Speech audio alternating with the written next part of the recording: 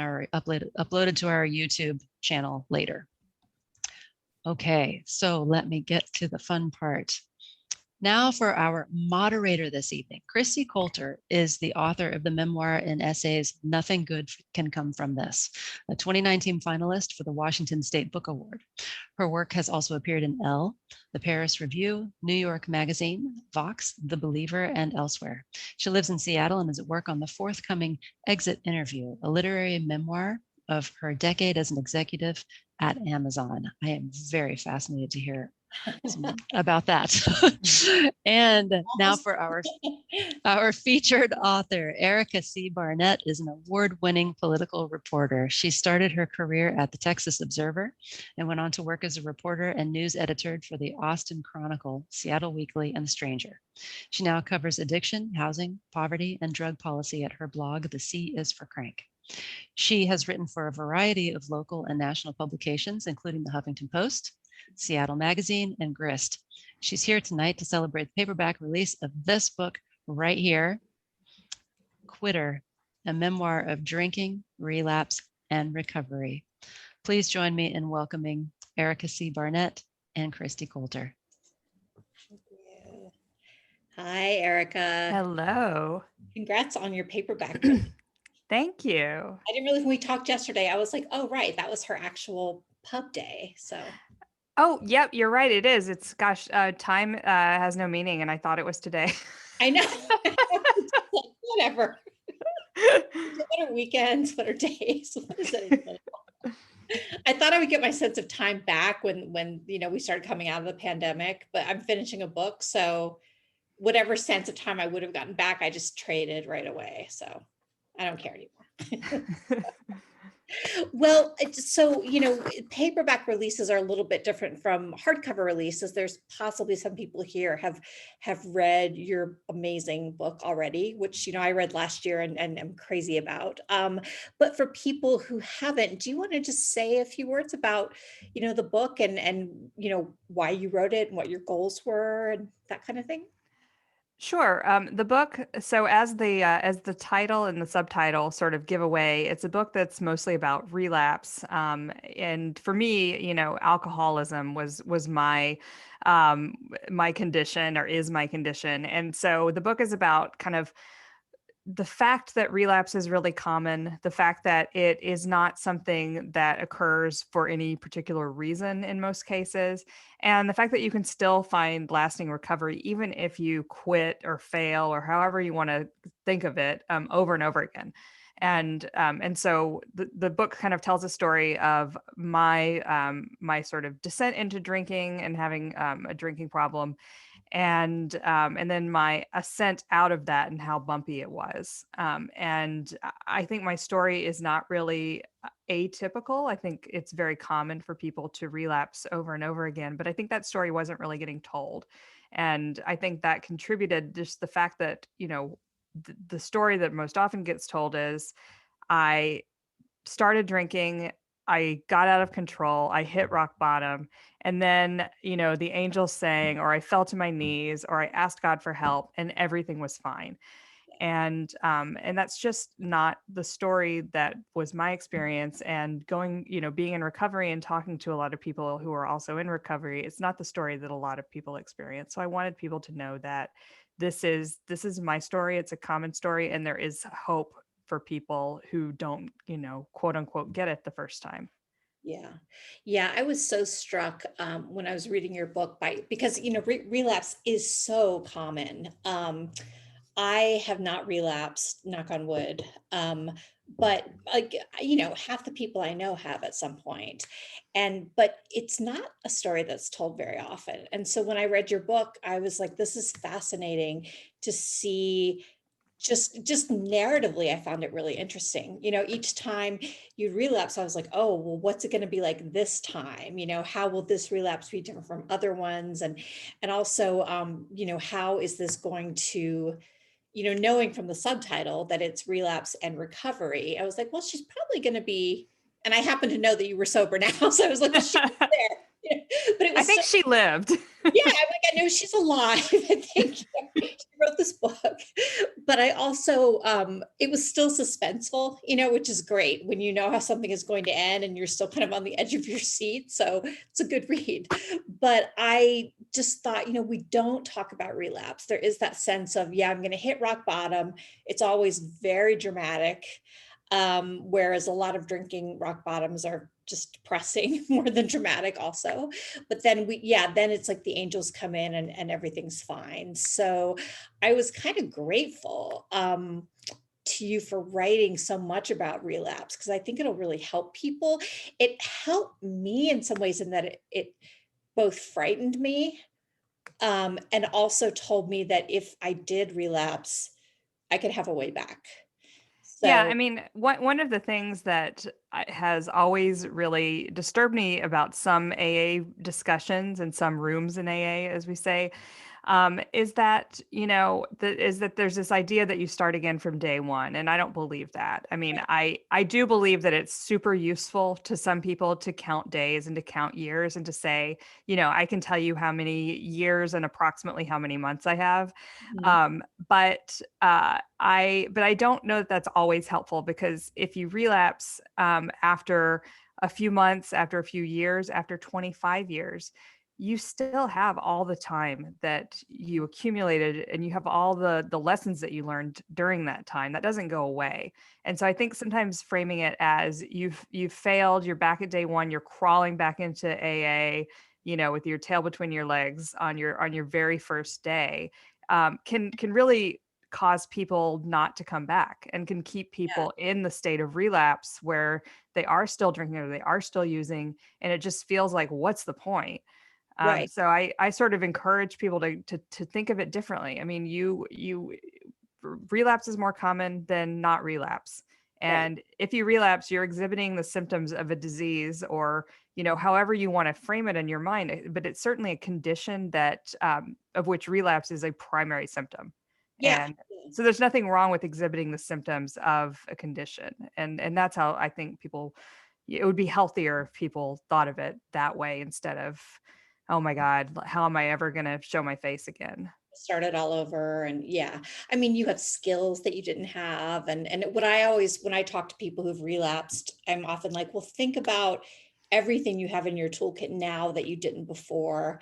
And then also look at like, well, what went wrong? What do you think may have led to your relapse? Aside from the fact that it's just not that uncommon and it'll happen.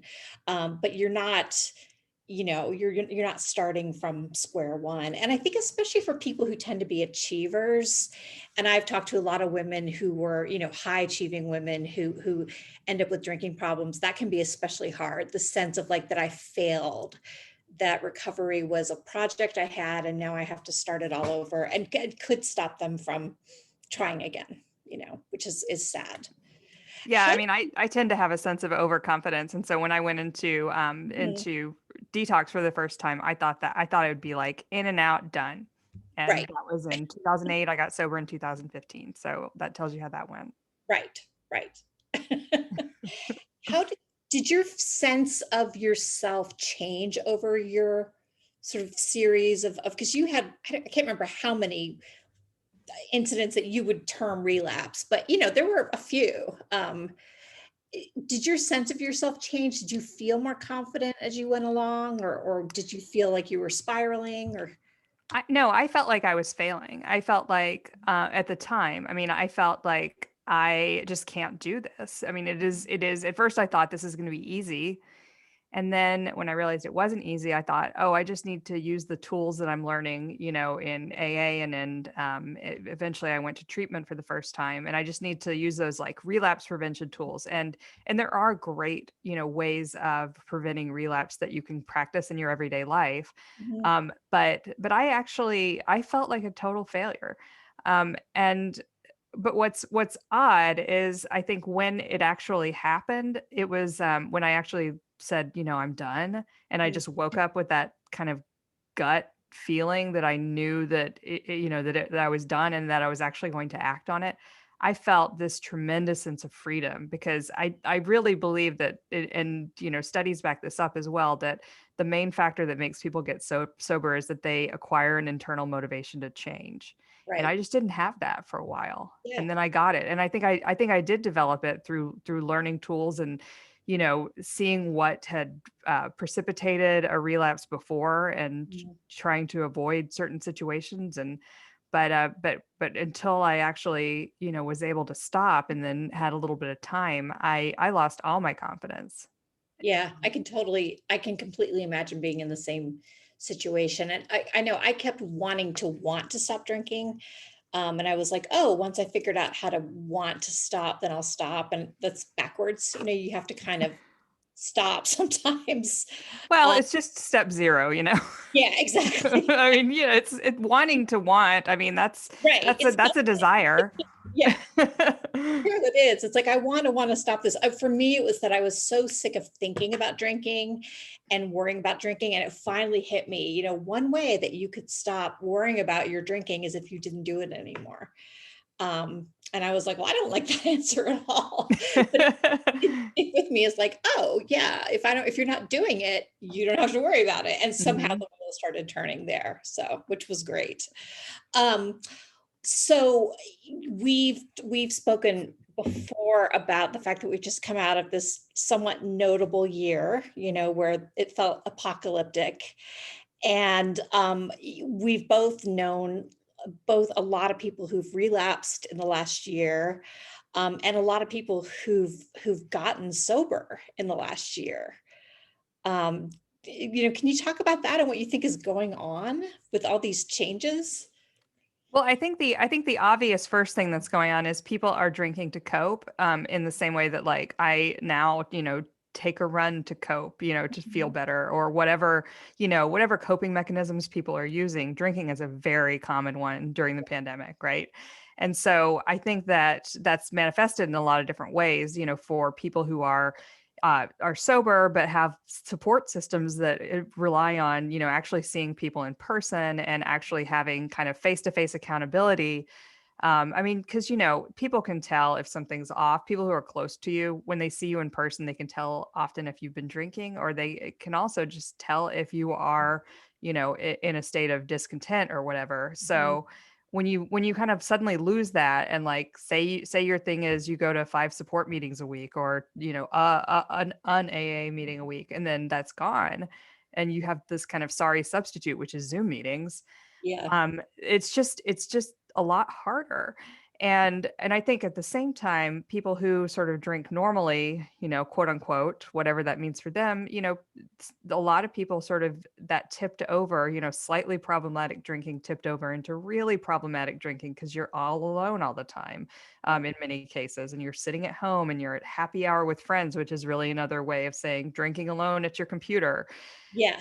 And This- so, like, so I think that's what precipitated the relapses, and as well as people deciding that they need to do something. I think it's just, we've been in this kind of pressure cooker, and it's tremendous amount of stress for anybody. yeah. Um, so so it's been really interesting to see, both people deciding to get sober this year and people struggling a lot this year. I mean, it makes perfect sense to me. I just read today that I'm trying to remember where this study was from, but it was a fairly big US study. And they said something like 39% of women, and it was a big sample size, like increased their drinking during the year of the pandemic.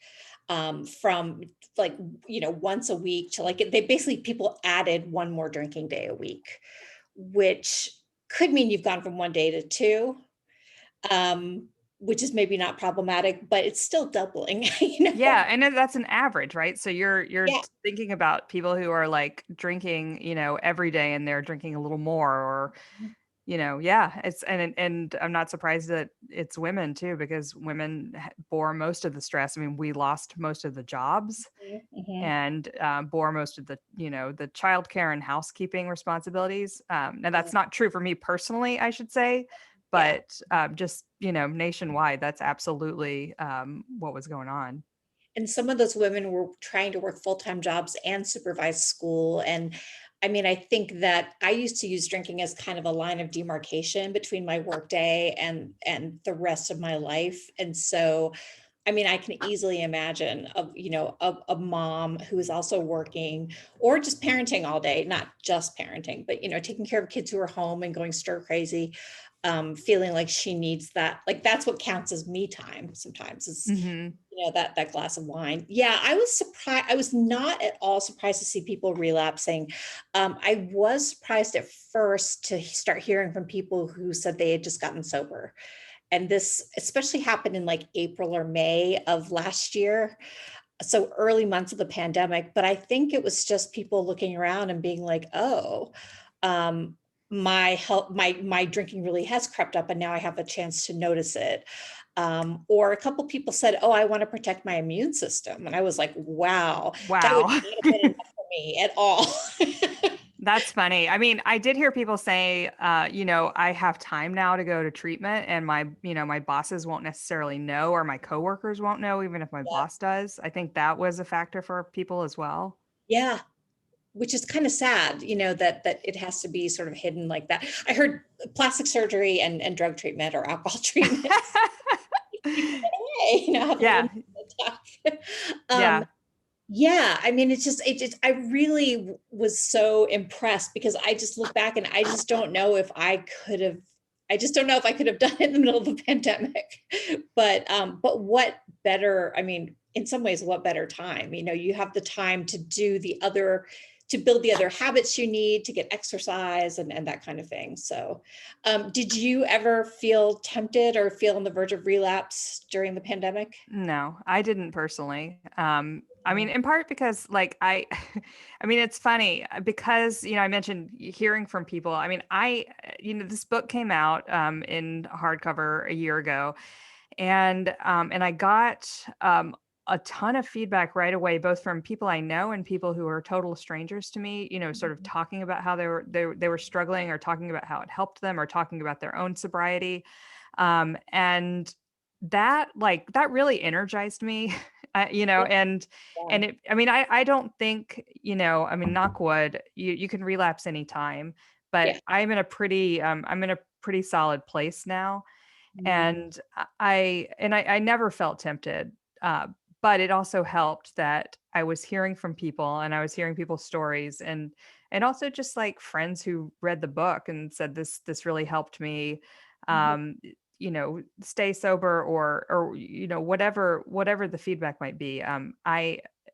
Yeah, and like everybody else, I think I tried to adopt a bunch of new habits and new hobbies and things like that. And Yeah. I really kind of threw myself into this idea because like I said, I don't have kids. I don't have a tremendous amount of responsibility. I work from home already. Mhm. And so I just, kind of threw myself into other things. Mhm. Mhm. Yeah, I same thing. I mean, I don't have kids. I work from home. I was supposed to be writing a book, which went, like not great. But I think I gotten to a point where I just understand in my bones that drinking, it's like it took me years to understand drinking doesn't change reality. So that I might have been really unhappy and in the midst of this pandemic and anxious, but it was like drinking wasn't going to alter any of that. It would just add to my problems. And somehow, yeah, I also never felt tempted. I desperately wanted things to be different than they were, but I was like, well, too bad for you. They just can't Well, be. that's the other thing about sobriety over time is you sort of acquire things, and I don't mean material things necessarily, but you sort of acquire habits and things and people in your life Mhm. that, that you would be, I mean, at least in my case, I would be giving them up because Right. I know where I go. Mhm. And there's a ton of evidence that's piled up for me that shows me what happens when I drink, and there is no evidence that's piled up that says it's fine for me to drink. Right. And as there's like more and more good things in my life, it becomes riskier in my own, sober brain, to think of giving all that up just, for a little bit of escape. Yeah, and like to your point, you would be giving it up. I mean, all the evidence suggests that you would not. I mean, I know my life would not be what it is um, if I were drinking. Like, there's just no proof that I could somehow go back and have it all. It just doesn't work that way. Um, we were talking yesterday about, and people may remember this Twitter thread that Susan Orlean, who wrote The Orchid Thief, had going about, it started, I think, with kind of accidentally getting tipsy at a neighbor's backyard shindig, and it was kind of funny. And she was tweeting about being drunk, and her family was mad at her, and people loved it because I think that she has a very cerebral image, and it was really humanizing. But then the next day, she kind of continued, and it was like, well, I guess there's nothing to do but get drunk again. And this went on for several days in a row. And I remember, I think we corresponded a little bit at the time, like, what's going on? What are you doing?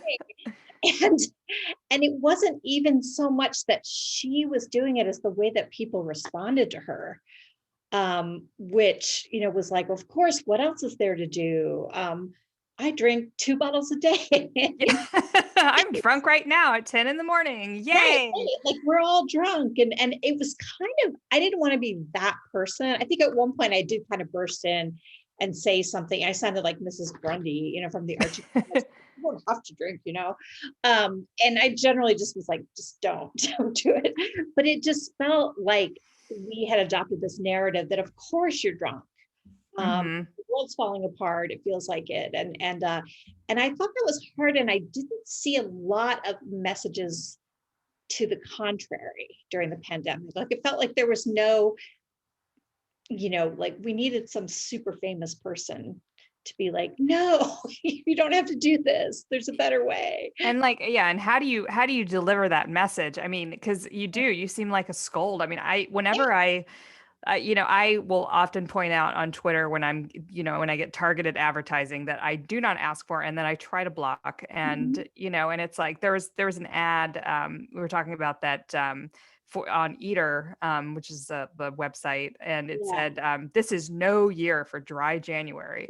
And it was like, join our wine club or whatever. And it's just, like and of course, I tweeted about it and I got called a scold and a no fun. And, Right. just like, you're the worst person in the world for Right. telling me personally, a random stranger, that I personally can't drink, which of course is not the point. The point is, it's exhausting. It's exhausting, with the Susan Orlean example. Like, she not only did that, she kind of turned it into her thing for a while. And the reaction people gave was just so overwhelmingly positive. It was like this positive feedback loop where she would say, I'm getting drunk, and then 500 people would jump in and talk about how awesome that was. And it's exhausting to see that. I mean, just as a reader, it's not interesting. And as a sober person, it's like, come on, man. Why can't, I know what you mean. I mean, why can't there be a counter narrative? But it's really hard. It's actually fun, but there's just no way to talk about it. I mean, they were calling her Susie and saying, we love Susie. And maybe part of me was like, well, why doesn't anyone talk to me that way? Because they're not drunk, I guess. Yeah, right. But I did really worry about people who were newly sober because, I had this awareness just from people I'd heard from, that there were a lot of people out there who were trying not to drink or trying to drink less. I'm a harm reduction advocate. So, like, whatever gets you closer to being okay. And I thought, they don't need to be hearing this. Like, they just don't need to be hearing, like, no, it's fine. Susan Orlean and all her 1,000 best friends are doing it. So you're home alone. You could do it alone and nobody would know. And it all feels like marketing. I mean, I guess that's what really ultimately bothers me about it, because it's just about, ultimately, it goes to consumerism, and it goes to companies trying to, to get us to consume this product that, as Holly Whittaker points out, is a poison. Yeah. And we all consume poisons. We eat grilled meat. A lot of us do.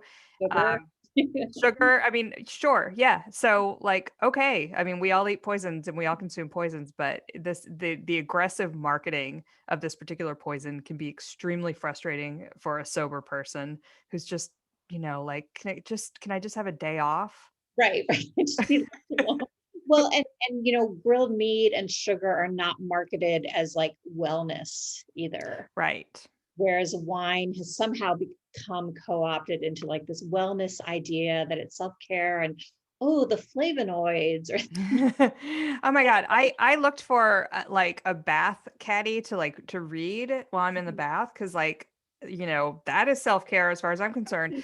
So, but I couldn't find one that didn't have a built-in little wine glass, like stem glass holder. And I'm like, what the hell am I going to do with this? So yeah, it's just, I mean, yeah, I'm sure vegetarians have like an equal or greater number of complaints about marketing, but this is, this is an addictive poison. And I yeah, think it would be nice if there were some controls on it, I guess. yeah. I mean, back in the day, I had a bath caddy and like there was no wine holder. It just feels like it's become this thing where like, of Yeah. course you're gonna have a wine holder. But it was assumed then that you could just be in the bathtub without any liquid, you know, no coffee cup, just Yeah. bath, you'll be fine. And yeah, which is really kind of a shame. Actually turning sort of on the same topic of like how we're marketed to, I am more and more seeing ads for either mocktails. I kind of hate that word, non-alcoholic cocktails, or I don't know why I hate the word mocktail. I just do. I'm not sure why. Or other kinds of spirits that are non-alcoholic that are distilled.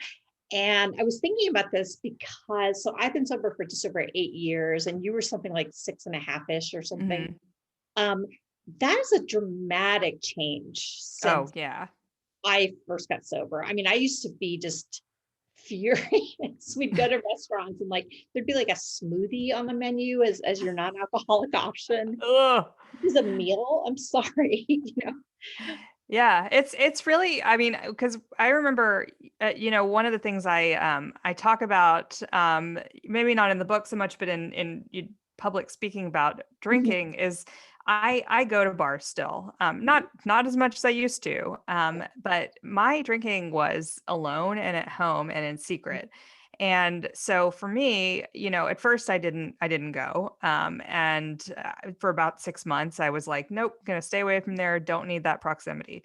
But then I started going again. And yeah, it was like, I remember I used to order an Arnold Palmer because it looked like Mhm. something. Or just like, give me a soda water in a glass or like a short little glass with, a twirl of lemon or whatever. So it looked like I was drinking something because there was nothing. And it's just dramatically changed. It's kind of amazing. And I you know, on the one hand, I know it's still people just selling stuff, but I think it's kind of great. Like, and I'm not sure where it's come from, like this new awareness that there just needs to be something for I guess what they're calling the sober curious or sober people. But I feel like now I can go to a bar, and I also go to bars occasionally. I was never a huge bar person because I also drank mostly at home, because at home I could drink as much as I wanted. At bars I had to act like I was a normal person. That's no fun. But but it's really different now. But I was actually like, this thing I'm drinking now, like this very bright orange liquid is actually like made by a distillery in Portland, and you mix it in and it tastes like bitter Italian soda. And I think do you feel like it's helping people to feel a little more normal when if they're not drinking, like they can still be part of the world? I think so. And I also think that, when I go out with friends, I mean, it makes, I mean, people I hang out with who do drink, Mhm. will often go to a bar and say, oh, there's something non-alcoholic on here. I'll take that. And like, I mean, that is inconceivable to me when I was drinking. That would just be an absolute waste of money and, Mhm. and liquid and my time and my life as far as I was concerned. Yeah. But I mean, people who are not sober curious, who are not sober, who are nothing, on that spectrum also like to sometimes not, be tipsy or not be drunk. So it's on the flip side of like stop making me want to consume things. Mhm. I when I got sober, I was like, please just put a $14 drink that doesn't have any alcohol in it on your menu and make it not sweet, and I will buy it and I will tip you $3 for it. Exactly. I mean, and now that exists. I mean, Yeah. in Seattle now, I don't think I was just in Chicago and totally different story, but Really? That's yeah, but odd. it's a cultural thing that I think will eventually permeate everywhere. Yes. I'm hopeful that it will.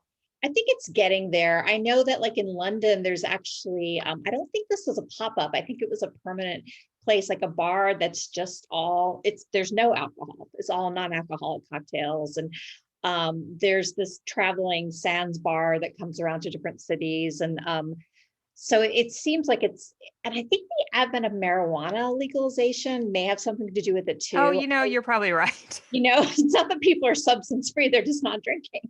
Well, yeah, I mean, it's good. I mean, I never really felt super weird about it at first because I think you realize very quickly when you get sober that nobody really cares. I mean, unless like all your friends are your drinking buddies, Right.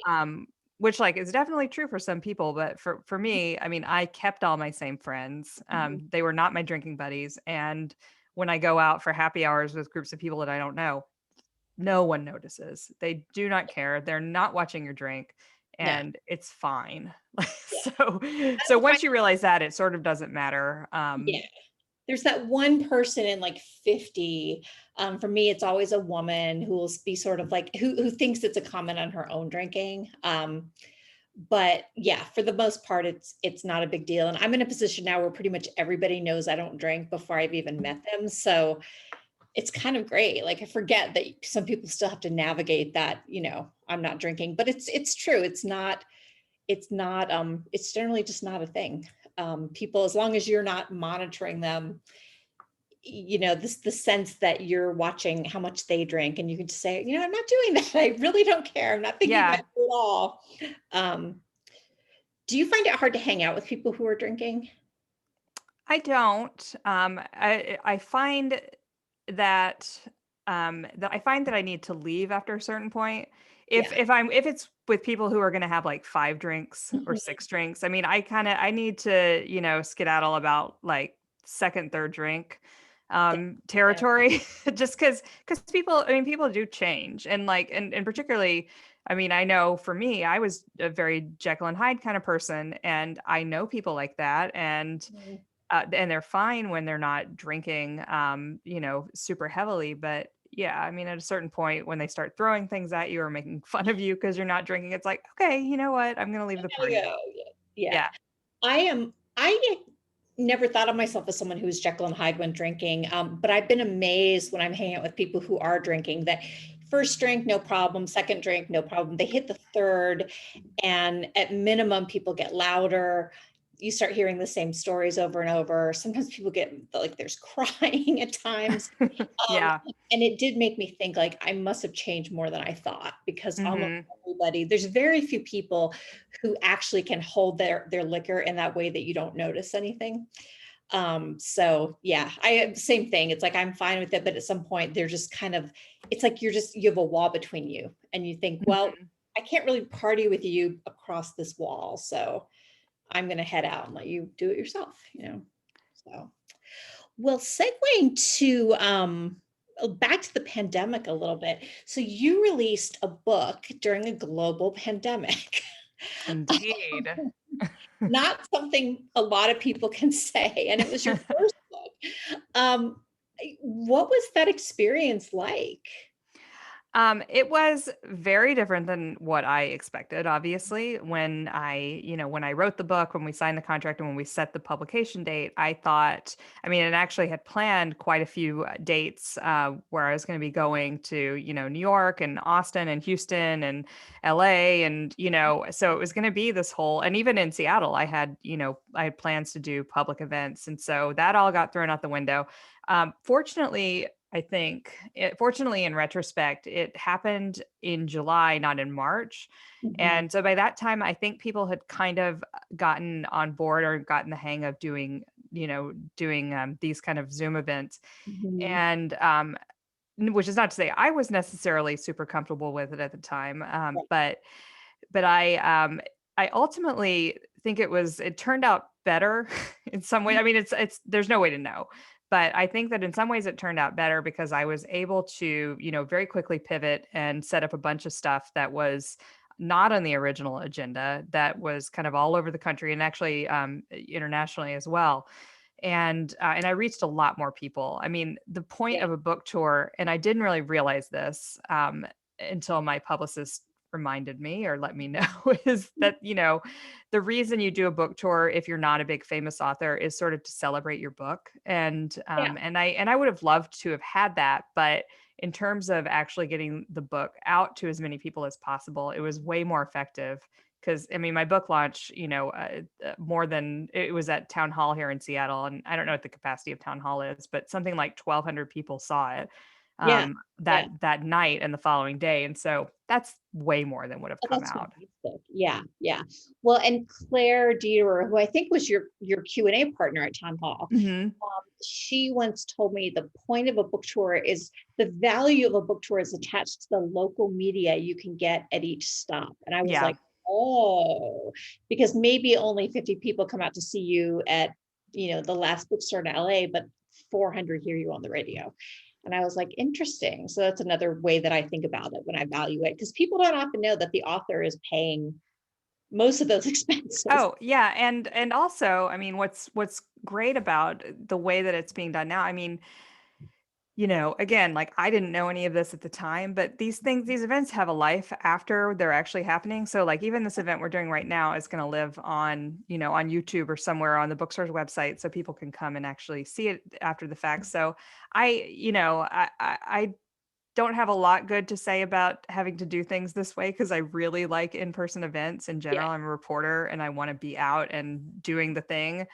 But the fact that it's accessible is just amazing. Yeah, it's pretty great. And I do think it's more efficient. And my sense is that probably some element of it will continue in the future, that authors will maybe go to the big festivals or go to the towns they want to go to for other reasons, because it's kind of a vacation in some ways. Yeah, right. And then do some of it on Zoom, and you can get to so many more people. So I think that's pretty cool. I feel like I saw publishers and authors and booksellers really make the best of it. And it was kind of heartening to me because I know it's frightened so many people at the beginning, so glad to see that it worked out as well as it did. We have time for questions if people have them. I'm looking at the Q&A feature. Let's see. So we have a question from Linda, and she says, do you have any relatives who have been or were alcoholics? She says both her grandfathers were alcoholics. One recovered, and the other one got progressively worse and died of liver failure. And knowing their histories weighed really heavily on her decision of whether to drink or not, along with the effect of alcohol on women's health, because her mother died of breast cancer at 50. So is this an element in your family? Well, funny story. I would have told you no, because my grandparents who raised me until I was 7 didn't drink at all. They're Southern Baptist, very religious. Mine too. Mm-hmm. Oh, no kidding. Yeah. No alcohol in the house. Mm-hmm. And so I was like, well, okay, it's obviously not from their side. And then my biological mother, who I didn't know, I mean, I don't really know her history. And so, but, I've since I've gotten to know her, and I described this a little bit in the book. And I don't think there's a history on that side. However, after I got sober, I found out that my grandfather's side actually, my dad was like, "Oh yeah, that's where all the drunks come from," and I was like, "Oh, what do you mean?" What drunks? and I found out, and my granddad has told me stories too, that there is a very long history on that side. And so that was really, really interesting to me, because I when in treatment, they make you do kind of like a genetic history and, look at your relatives and look at what kind of history of addictions they have. And I just thought, oh, I'm just like the first, it has to start somewhere. Right. Hero right here. Yeah. but no, but it absolutely is on at least, one side of my family. Yeah.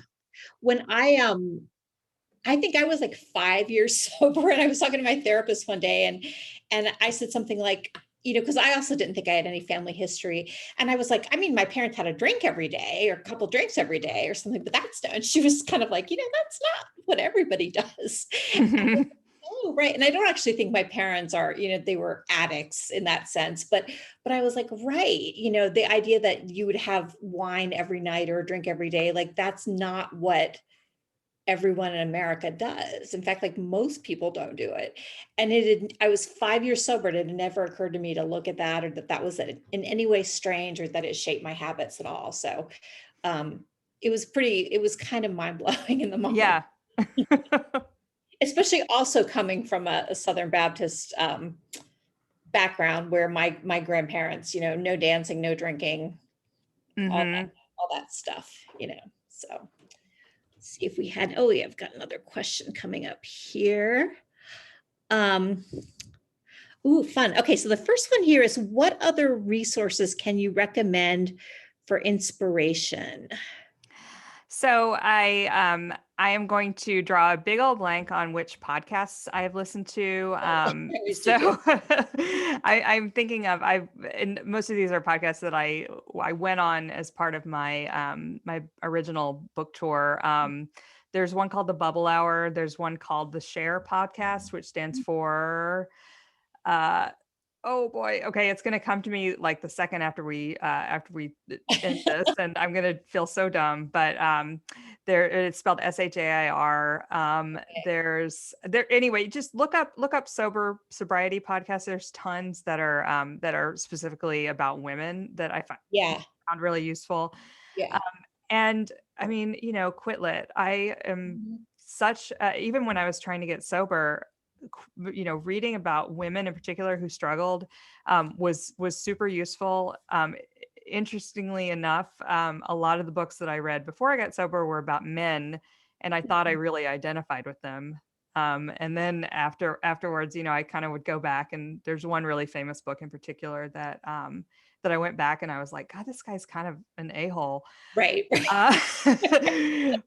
I love the book Blackout. Kristi's book is wonderful. There's a book called The Recovering by Leslie Jameson. Yeah. And Holly Whittaker has a book that is, I don't necessarily buy into all of her sort of solutions, but it's a great read, and her anger is just incandescent. It's amazing. And I just for that, I mean, I loved reading it because it made me so angry, and it changed my perspective on kind of the alcohol industry. So I love that Holly's such an like Holly and Laura McCowan, used to have a podcast together, and they're both friends of mine. They're both wonderful, but Laura's very much about like the individual aspect and you deciding, and Holly just went off and was like, no, it's a poison. You're being sold. Everybody should quit drinking, like everyone. And it's just kind of burn it all down.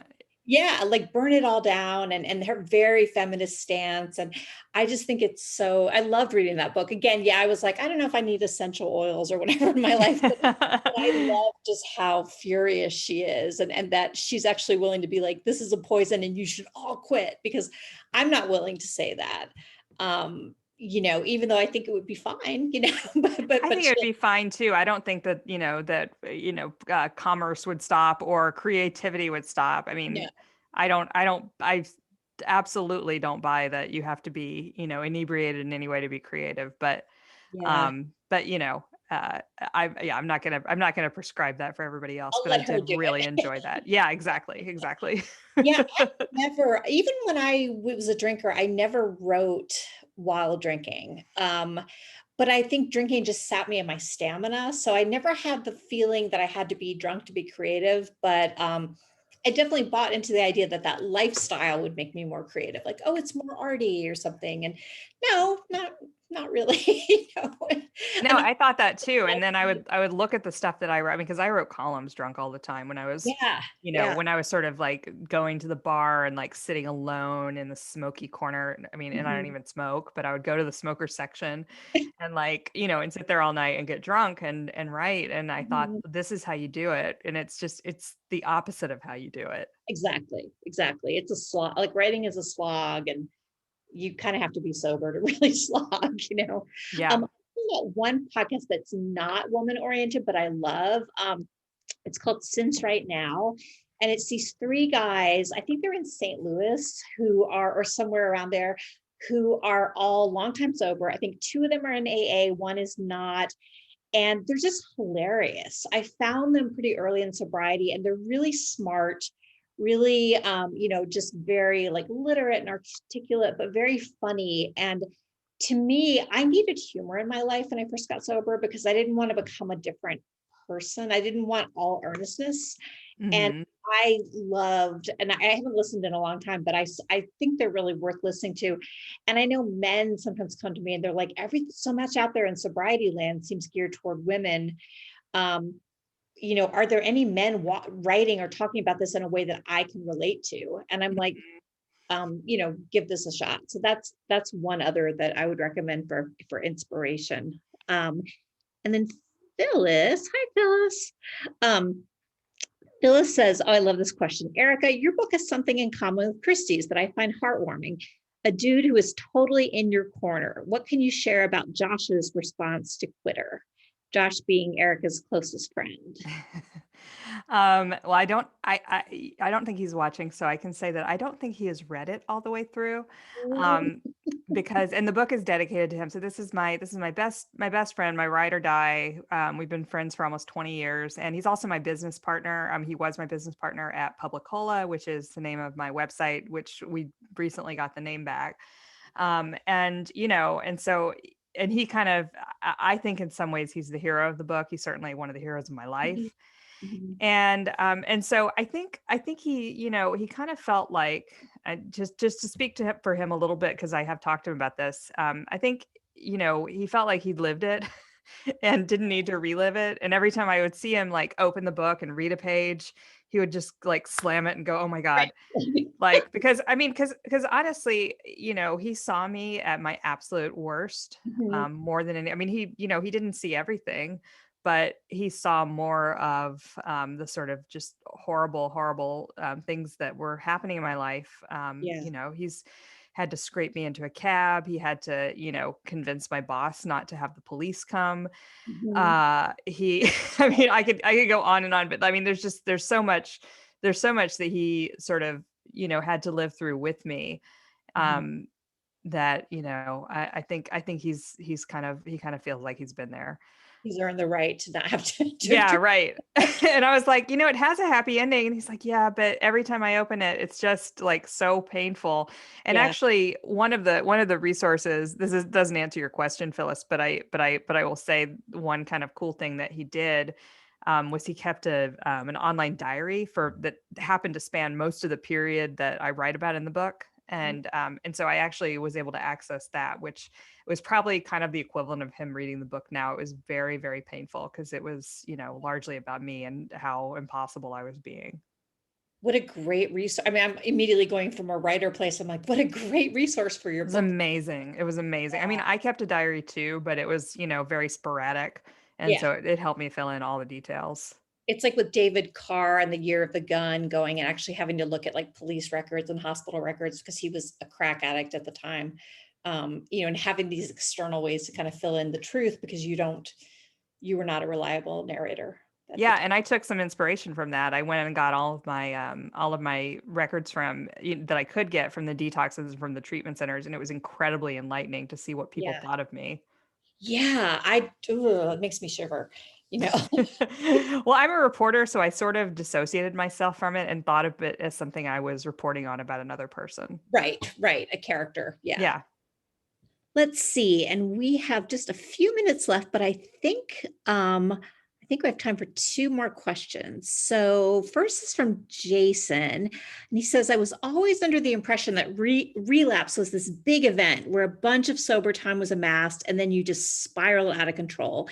It wasn't until I read Blackout, and she refers to her 2 weeks of sobriety and then slipping up for years and years before sobriety stuck as a series of relapses. It was a pretty big aha moment for me, suddenly realizing I'd been in a state of constant relapse, trying to quit, but just not getting it to stick for 10 years. And it was strangely validating. Do you see your years of relapse as a distinct period from when you were just simply drinking? That's a great question.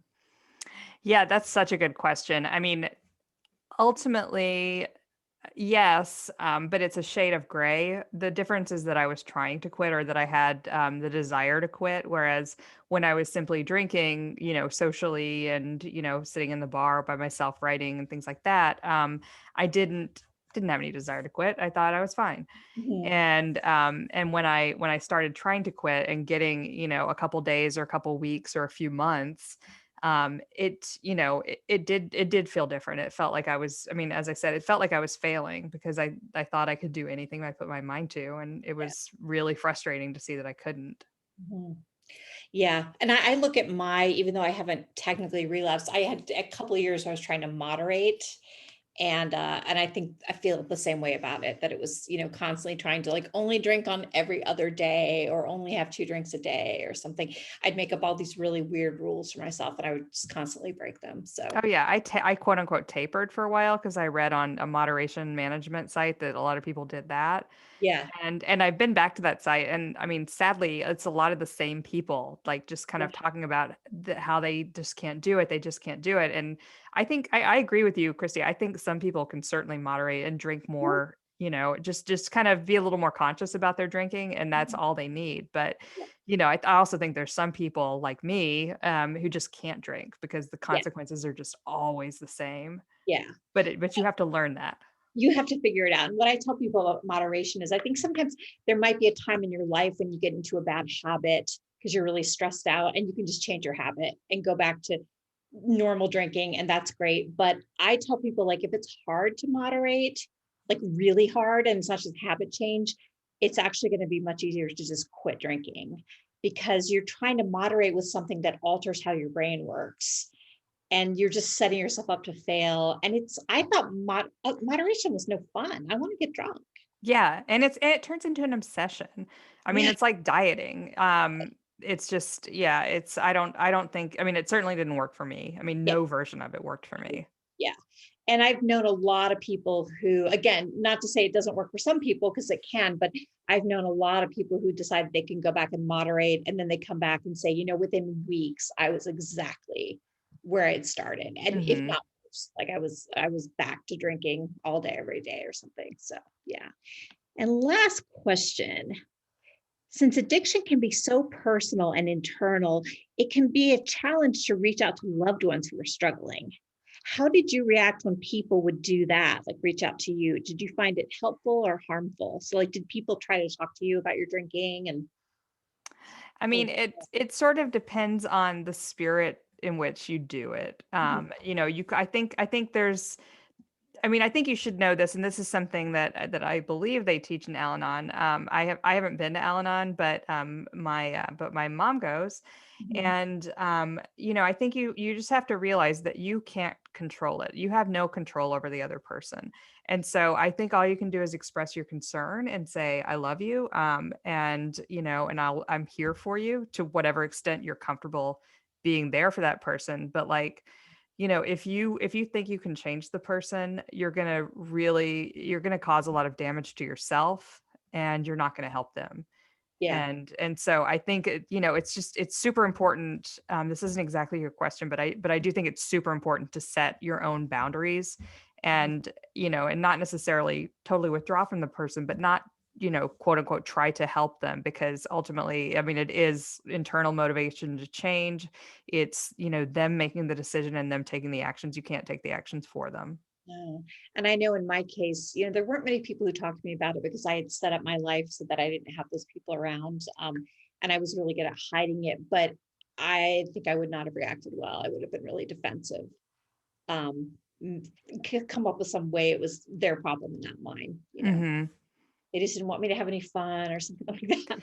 Well, and I honestly, I felt super embarrassed. And so I would just get defensive, just personally, when anybody would come to me and say, "Hey, I think you have a problem with your," I mean, of course, like, again, Josh knew all about it, and he was just angry at the end, Yeah, and I don't yeah, blame him. yeah, But I would just, yeah, I felt it was embarrassing. I felt it was something that I should shoulder on my own and figure out on my own. And once I was all fixed, I could go back out into the world and prove to everybody I had solved it.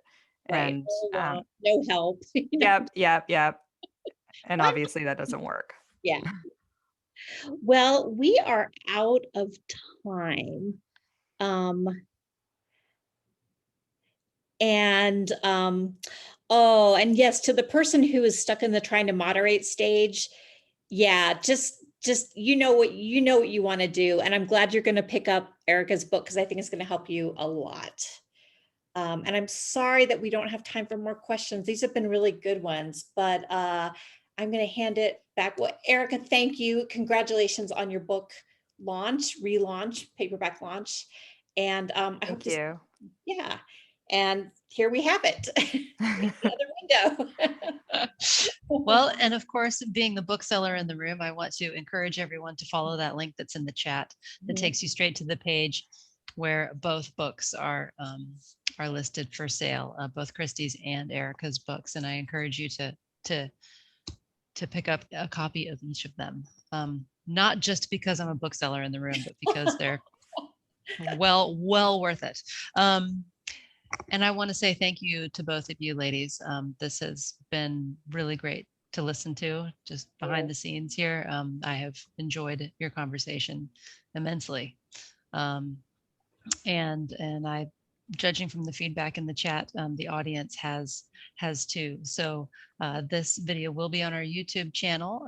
Great. And so it can be watched over and over and over again.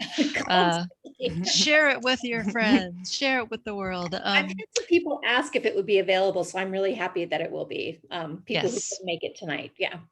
Yep, it will be. So thank you both again. And do you have any parting words, ladies? Never give up on yourself. Relapse isn't failure. It's just the beginning. All right. Yep. And on that, thank you both so much. And everybody take care. Have a good night. Good night. Thanks.